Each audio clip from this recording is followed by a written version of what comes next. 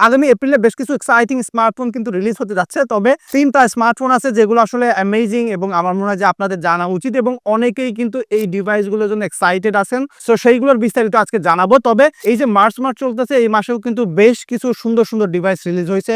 বিশেষ করে স্যামসাং এর কিন্তু এ সিরিজের ফোন রিলিজ হয়েছে, নাথিং এর ২ টা ফোন রিলিজ হয়েছে। তো আমার মনে হয় যে এই ভিডিওগুলো অলরেডি আপনারা দেখে ফেলছেন, বেশ কিছু রিভিউ দেখে ফেলছেন বাংলাদেশে। তবে ঈদের পর থেকে এগুলোর আমি একদম ইনডেপথ রিভিউ নিয়ে আসবো, যেগুলো আপনাদের আসলে এই ফোনগুলো পারচেজ করতে খুবই হেল্পফুল হবে। So definitely subscribe for that. তবে আজকে যে ৩ টা ফোনের কথা বলতে যাচ্ছি, তার মধ্যে প্রথমে যেটা নিয়ে শুরু করতে হবে সেটা হলো স্যামসাং এর S25 এজ ফোনটাকে নিয়ে। এটা কিন্তু স্যামসাং তাদের S25 আলট্রা রিলিজের সময় দেখিয়ে দিয়েছে, একটা টিজার বা একটা ডেমো কিন্তু দেখিয়েছিল। এই ফোনটার বিশেষত্ব হলো এটা খুবই থিনার হতে যাচ্ছে ফোনটা। সো 2025 সালের শেষের দিকে আমরা হয়তোবা বেশ কিছু ব্র্যান্ডের থিনেস্ট ফোন দেখতে পারবো, অর্থাৎ পাতলা পাতলা ফোনের কিন্তু ট্রেন্ড ফিরে আসতে যাচ্ছে। তবে স্পেসিফিক্যালি স্যামসাং এর যে ফোনটা এখানে আপনারা দেখতে পাচ্ছেন, এটা নিয়ে আমি আগে একটা ডেডিকেটেড ভিডিও বানিয়েছিলাম। এই ডিজাইনটা কিন্তু ভাই দেখতে অসাধারণ হচ্ছে এবং এই ফোনটার থিকনেস হতে যাচ্ছে 5.82 mm, কেউ কেউ সাজেস্ট করতেছে 6.4 mm হতে পারে। তবে যাই হোক না কেন, ফোনটা কিন্তু ভেরি থিনেস্ট একটা ফোন হতে যাচ্ছে, যেটা স্যামসাং এর মেড, এবং এইটার ফ্রেমটা কিন্তু ভাই টাইটেনিয়ামের হতে যাচ্ছে।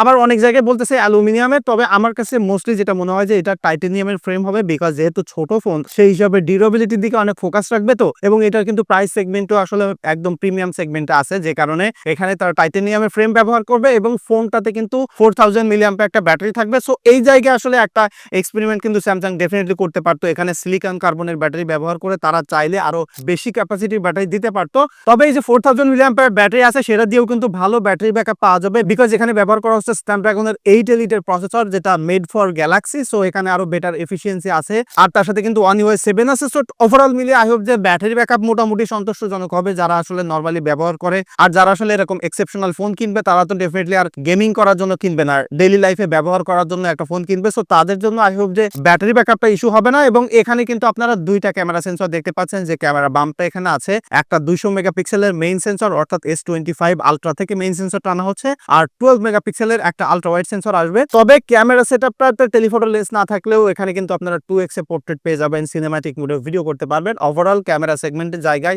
দারুণ এক্সপেরিয়েন্স পাওয়া যাবে। আর যে ডিসপ্লেটা থাকবে সেটা কিন্তু ভাই 6.67 ইঞ্চির একটা ডায়নামিক 2x অ্যামোলেড ডিসপ্লে পাবেন। সো ডেফিনেটলি স্যামসাং এর কাছ থেকে যেমন বেটার ডিসপ্লে আপনারা পেয়ে থাকি, সেরকম ডিসপ্লে পাবেন। আর just look at the design, আমার মনে হয় ডিজাইনটা সবারই কম বেশি পছন্দ হবে। তবে এক্স্যাক্টলি এটার প্রাইস কিন্তু আপনার কত হচ্ছে সেটা এখনো বলা যাচ্ছে না। তবে $1000 থেকে $1200 মধ্যে, সো সেই হিসেব করলে কিন্তু লাখ টাকার উপরে দাম চলে যাচ্ছে। তবে স্পেসিফিক্যালি এই ডিভাইসটার দাম কম হবে কিনা সেটা বলা যাচ্ছে না, বিকজ এই ফোনটা কিন্তু মাত্র 40,000 ইউনিট তারা বানাবে। সো চিন্তা করেন বাংলাদেশে আসলে কয়টা ডিভাইসই আসলে পাওয়া যাবে। তবে যাই হোক না কেন, এটার এস্টিমেট প্রাইস কিন্তু এই S25 বা S25 প্লাস এর আশেপাশে হবে। সো আমার মনে হয় যে একটা আইডিয়া পাচ্ছেন। তবে কে কে এক্সাইটেড এই ফোনটা নিয়ে সেটা ডেফিনেটলি আপনারা একটু কমেন্ট করে জানাতে পারেন। তবে এর থেকে কিন্তু পাতলা ফোন অলরেডি টেকনো বানিয়ে ফেলছে। সো সেটা একটা লজ্জার ব্যাপার, বিকজ এখন চাইনিজ কোম্পানি যে স্পিডে আগাচ্ছে, সেই জায়গায় আমি দেখছি যে স্যামসাং অ্যাপেল কিন্তু অনেক পিছিয়ে পড়তেছে, আপনি যে কোনো সেগমেন্টে দেখেন। এবং গ্যালাক্সি S25 এস ফোনটা কিন্তু এস্টিমেট আপনারা 16 বা 15 এপ্রিলের মধ্যে রিলিজ হতে দেখবেন। সো সেই সময় একদম বিস্তারিত আমরা জানতে পারবো। তবে এর পরবর্তীতে যে ফোনটা আছে সেটা নিয়ে আমার মনে হয় যে মোস্ট অফ ইউ আসলে এক্সাইটেড থাকবেন, বিকজ বাংলাদেশে Motorola H50 সিরিজ কিন্তু ভাই ভীষণ জনপ্রিয় ছিল এবং ইন্ডিয়াতেও প্রচুর জনপ্রিয়, বিকজ দাম অনুযায়ী তারা যে ক্যামেরা অফার করে, ব্যাটারি ব্যাকআপ অফার করছে এবং ডিসপ্লে, সেটা কিন্তু ভাই অসাধারণ ছিল। এবং তাদের যে সফটওয়্যার সেটা কিন্তু ভাই ভেরি ক্লোজ টু একদম স্টক অ্যান্ড্রয়েড, যেটা খুবই ভালো, এবং তারা অন টাইমে সফটওয়্যার সাপোর্টও প্রোভাইড করতেছে। পারফরমেন্স দিক থেকে তারা আসলে একদম টপ নচ লেভেলে ছিল না। তবে এবার Motorola H60 সিরিজ কিন্তু ভাই আসতে যাচ্ছে, এবং যেখানে অলরেডি বিভিন্ন টিজার, বিভিন্ন পিকচার কিন্তু আমরা দেখছি, এবং যেখান থেকে দেখা যাচ্ছে ভাই ডিজাইনটাও ভেরি সিমিলার থাকলেও অ্যামেজিং কিছু কালার তারা রিলিজ করতেছে। এবং Motorola কিন্তু এটা একটা বিশেষত্ব, তারা খুব সুন্দর গর্জিয়াস কালার কিন্তু ভাই রিলিজ করে, এবং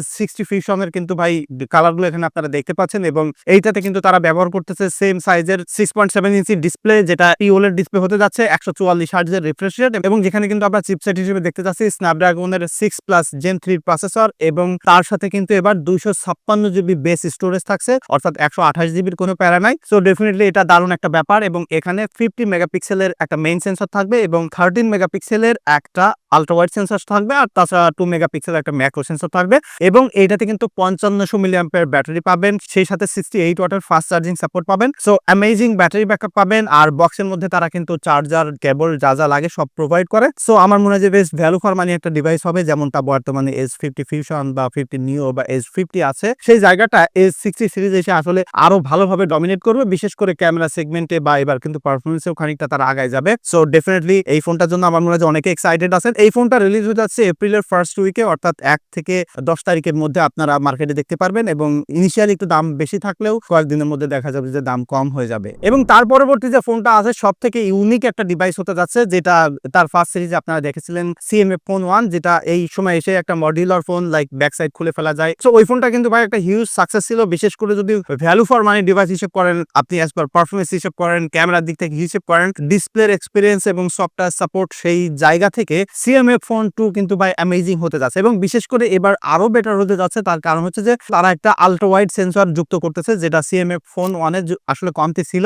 সো সেই জায়গায় একটা মেইন সেন্সর পাচ্ছেন 50 মেগাপিক্সেলের, এবং আর একটা আলট্রা ওয়াইড সেন্সর আপনারা পাবেন। সো ফটোগ্রাফিতে এবার আরো খানিকটা আসলে তারা খুব পরিপূর্ণতা দিবে, এবং তার সাথে এবার পারফরমেন্সের জন্য কিন্তু ব্যবহার করা হবে Dimensity 8050 প্রসেসর অথবা স্ন্যাপড্রাগনের 7S Gen 3 এর একটা প্রসেসর। সো পারফরমেন্স সেগমেন্টে আরো বেটার আপনার এক্সপেরিয়েন্স পাবেন, আর তার সাথে এখানে কিন্তু 5000 মিলি অ্যাম্পিয়ার একটা ব্যাটারি পাবেন, যেটাকে আপনারা 33 ওয়াট পর্যন্ত ফাস্ট চার্জ করতে পারবেন। এবং ডিজাইনটা দেখেন ভাই, আমার মনে হয় যে ভাই আপনাদের যে কারণে এই ডিজাইনটা ভালো লাগবে, এবং নাথিং কিন্তু ভাই সবসময় আসলে অ্যামেজিং কিছু করে, value for money device provide করে, এবং ডিজাইনটা সবসময় ইউনিক করে, এবং এইটা অনেকের কাছে ভালো লাগে, অনেকের কাছে ভালো লাগে না। তবে CMF ফোনটা কিন্তু ভাই হিউজ একটা সাকসেস ছিল in terms of design, performance এবং ভ্যালু ফর মানি ডিভাইস হিসেবে, সেইটার একটা সাকসেসর কিন্তু এবার আসতে যাচ্ছে। তবে এই ডিভাইসটা আমরা এপ্রিলের একদম শেষের দিকে দেখতে পারবো। সো তখন ইনিশিয়ালি রিলিজ হলে এটার দাম অ্যারাউন্ড আপনারা 27-28 হাজার টাকা পাবেন, এরপরে দেখা যাবে যে অ্যারাউন্ড 22-23-24 হাজার টাকা পেয়ে যাবেন, তখন ভাই অ্যামেজিং একটা ডিল হয়ে যাবে। সো এই তিনটা ফোন ছাড়াও কিন্তু এপ্রিলে আরো